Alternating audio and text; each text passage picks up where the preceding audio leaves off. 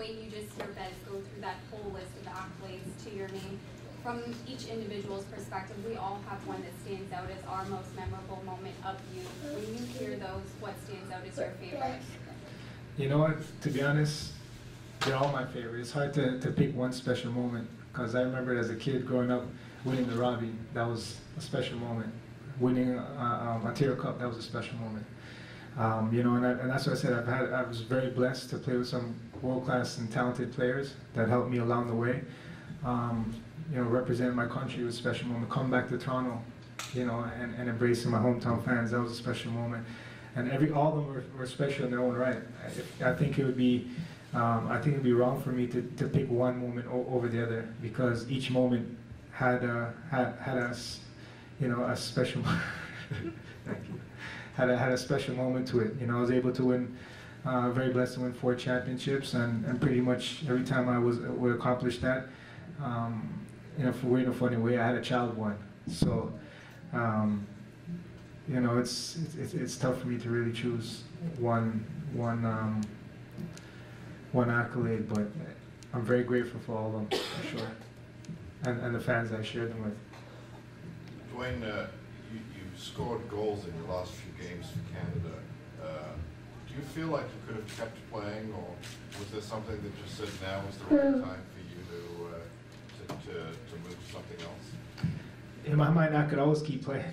I always feel like I could keep playing, but you know, I think in my mind I was ready to grow up with my kids. Like I said, my daughter's 17 now.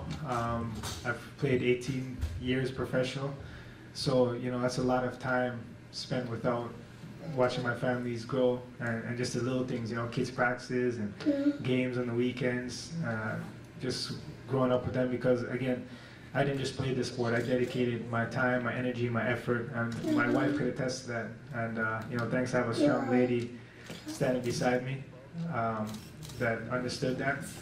I dedicated my whole self to this sport, and you know, I'm enjoying this time waking up with this little guy behind me, and you know, jumping on my chest in the mornings, and it's just time that, you know, that I didn't really have a lot of with my other kids. Dwayne, did you put out any feelers with any of those clubs after that season you went to FC, didn't pick up your option? Sorry? No, I'm trying to find if you put out any feelers with other MLS clubs. You went to Toronto, you know, then pick up your option. I think it was more the sense of I didn't want to leave home. You know, I didn't want to have my family travel again and go through all that. And in my mind, I think I was at a place where I was very comfortable with right. I was very comfortable with you know, over the off season I was in the islands, and I got to spend more and more time with them, and I said, you know what, it's time for me to make a transition and a harsh decision. And you know, I know I was getting older.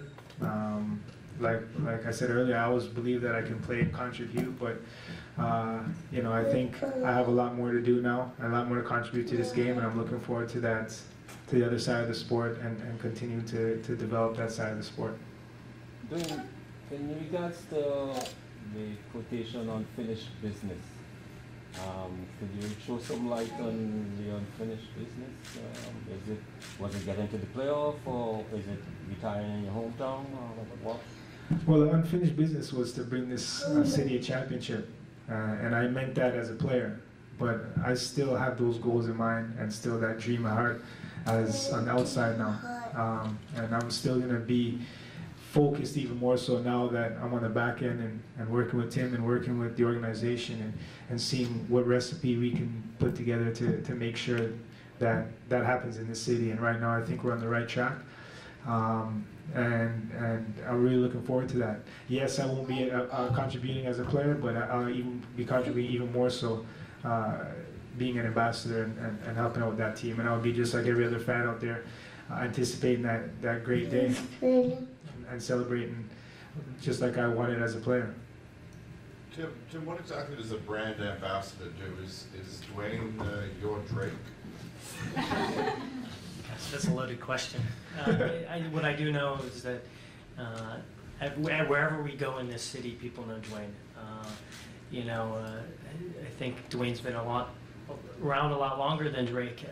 I don't know exactly my musical history of the city, but I would say Dwayne's been around a long time. I mean, when I went to school down in Richmond, I remember going over to see the Richmond Kickers, and you go to see Dwayne De Rosario. So when I'm speaking with the fans, people ask about Dwayne.